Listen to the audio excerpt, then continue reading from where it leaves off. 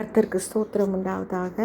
பேதுரு அந்த தண்ணீரிலே நடந்து வரும்போது, கர்த்தாவே, காற்று பலமாக இருக்கிறதே, நான் அமிழ்ந்து போய்விடுவேனே என்று பயந்து உம்மை நோக்கி கூப்பிட்டு, ஆண்டவரே என்னை இரட்சியும் என்று கேட்டது போல, கர்த்தாவே, நாங்கள் எத்தனையோ காரியங்களில் நாங்கள் அமிழ்ந்து விடுவோமோ என்று பயந்து கொண்டிருக்கும்போது, கர்த்தாவே, பிள்ளைகளுடைய காரியங்களும், கர்த்தாவே, பிள்ளைகளுடைய திருமண காரியங்கள், எங்களுடைய கர்த்தாவே பிஸ்னஸ் காரியங்களும் கர்த்தாவே இருக்கும்போது நாங்கள் அமிழ்ந்து போய்விடுவோமோ என்று பயந்து நடுங்கி இருக்கும்போது, கர்த்தாவே, நீர் சொல்வது என்னவென்றால், நான் உன்னை தூக்கி விடுவேன், உன்னை விடுவதில்லை, உன்னுடைய கரங்களை பிடித்து நான் உன்னை நடத்துவேன் என்று சொல்கிறபடியால் உமக்கு நன்றியோடு துதிக்கிறோம் சுவாமி.